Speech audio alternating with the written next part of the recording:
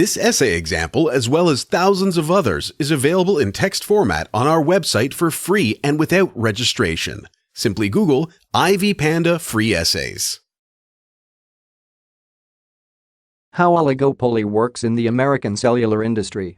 Oligopoly refers to a market that is largely dominated by a small number of suppliers of a given commodity.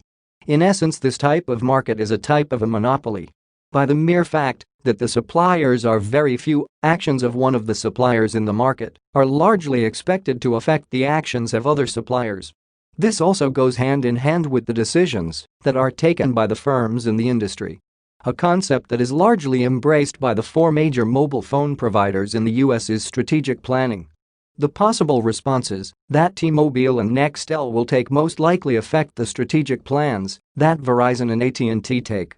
It was in the fourth quarter in 2008 that Verizon, AT&T, Sprint, Nextel, and T-Mobile combined took a control of about 89% of the American mobile phone market.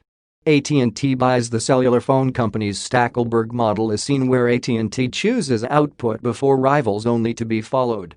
T-Mobile chose to increase prices. Other competitors did not react, however. When it did decrease prices, other firms in the industry followed suit. This is because the other firms have been in much fear of losing the market by maintaining their prices when T-Mobile has lowered the prices. In this, then, the Stackelberg model of oligopoly is seen. In this model, one company chooses to take a price leadership strategy upon which the other firms follow suit. Collusion in oligopoly. In oligopoly, collusion by the firms is a common feature. This is especially in terms of the price and the quality to offer to the customers. Just to maintain the profits, a look at the prices of the firms shows that there is not much discrepancy, and so the firms need to maintain their profit levels. Verizon and AT&T have particularly engaged in collusion in ensuring that after a price decrease, they instituted more expensive data bundle packages that were unfortunately had to be compulsorily taken up by the customers of the two firms. This involved the customers getting into a deal of purchasing smartphones. This collusion has also been noted in the raising of prices by the cellular firms as well as sharing their market. Just to make sure that the market shares are maintained, the oligopolistic firms have a collusion on when and what percentages to increase the prices of their services. This collusion has resulted in more profits for the firms with a retained market share level. Competitiveness of oligopoly. Oligopoly is usually characterized by very fierce competition, and the American cellular companies have best depicted this. Cutthroat competition has been witnessed by T-Mobile lowering their prices in the desire to get more customers. Towards this end, the companies have introduced more quality service, among them faster access to the internet via the phone, clearer calls by Sprint, and a variety of plans that would fit a varied number of clientele. T-Mobile has ended up carrying out mass differentiation with over 7 call plans that can be utilized. This, though, follows Sprint, who has over 9 plans that their customers can call other people or other networks. Verizon has become a market leader in the area of internet provision. Its customers can now pay different rates for their internet access while they are at different places at different times. The other firms have, since then, followed suit. Sprint has taken mobile telecommunications to the next level. Very soon the firm is intending to introduce 4G, which will mean that internet will be so fast. Other firms will have to follow suit since there will be that fear of losing the market, especially for the data users that have been formidably loyal to AT&T and Verizon. AT&T and Verizon have been able to include more diverse features followed by the rest of the companies, among them funky calling tones and voicemail features that easily record the time and the person who called. On a general scale, the oligopolistic nature of the cellular industry has operated to largely improve the quality of the products that they bring for offer in the market. This has equally been achieved through diversity. War of prices. A war of prices is a common feature in oligopoly.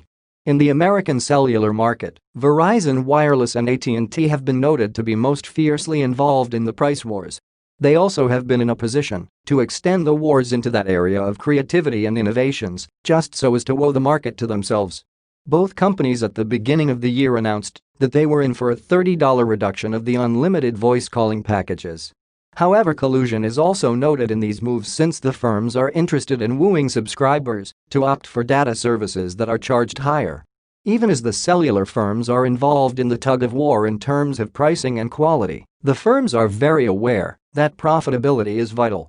To this end, then, The production and supply of their services is inclined in such a way that the marginal revenue is equal to the marginal cost. This in essence implies that the additional cost that Sprint incurs when introducing a new service is ideally equal to the additional revenue that would be realized per customer that it has. An oligopolistic market is mostly characterized by price setters much more than price takers. This is true because, as noted in the previous example, T-Mobile on several occasions has been able to lower its price for various plans, only to be followed suit by the other firms. AT&T and Verizon have equally individually worked to set their prices, and hence the tug-of-war that they have been engaged in. This is a sharp contrast of perfect competition market, where firms are usually price takers. Barriers to entry. According to Bergen, the oligopolistic market has witnessed immeasurable barriers to entry. Other mobile telephone companies that have tried to cut it in the American market have gone through very much struggle and difficulty, yet most have not even been able to cut through. Alltel, for example, has to no avail tried to enter into the Big Four race. These barriers to entry are largely facilitated by the economies of scale already presently enjoyed by the firms, patents to the innovations and general the cutthroat competition presented by the incumbents. A high level of product differentiation has always been a feature that is witnessed by oligopolies. This has also been true for the American cellular market major players. The call service, for example, has each of the companies with at least 3 varieties for the subscribers to select from. AT&T has differentiated to Nation 450, Nation 900 and Unlimited. The rest of the companies have options like Simple Everything, Everything Messaging, Nationwide Unlimited, just to mention but a few. Oligopolies usually have a perfect knowledge of the quantity demanded and their respective cost functions. On the other hand, the customers will always have imperfect knowledge as relates to the quality offered in the market and the price. This is true for the cellular market in America, since inasmuch as there are various differentiated products, some which may be cheaper, the customers at times are unaware and keep using the costly, less effective options in the market. Interdependence of firms. The interdependence that is seen in oligopolies is best noticed in the way prices are increased and decreased by the firms in the cellular market. The kink demand curve model plays a major role in explaining this phenomenon. Each firm in the oligopoly faces a demand curve that is kinked at the existing market price. According to Abring and Campbell in this, if one of the firms raised its price above the existing, the other firms will not follow through. However, if firms were to lower the prices, the other will follow so as to preserve their market share. The acting firm will only increase, but slightly, to take home more profits. In this case, then, the following shall be witnessed. The marginal revenue of the firm shall have a discontinuity with a gap witnessed at the kink.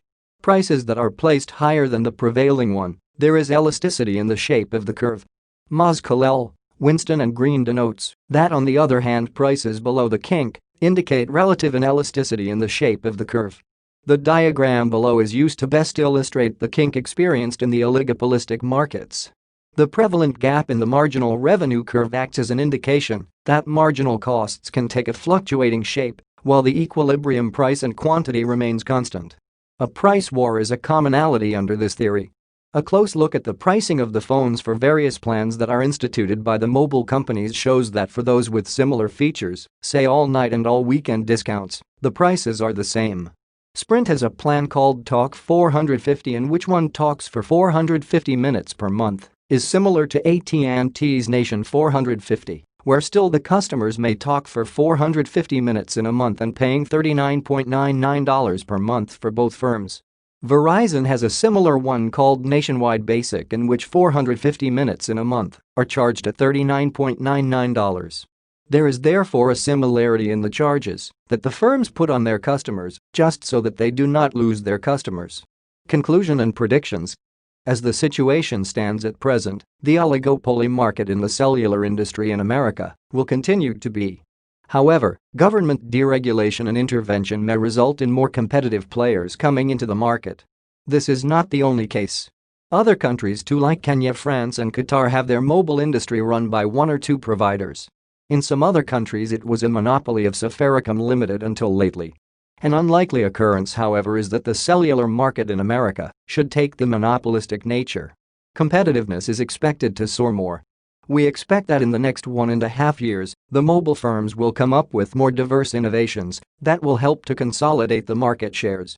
Further, the firms are expected to come up with strategies that will keep customers hooked up to the services into the long term. This is in the quest to reduce the rampant switching that is witnessed. I envision a time when the collaboration of the mobile firms will have 2 or even 3 service providers all in one SIM card. This may take long, though, to be realized. Finally, customers need to carry out an evaluation of the actual costs and benefits that each provider has to offer before jumping into any bandwagon. This term paper on how oligopoly works in the American cellular industry was written and submitted by your fellow student.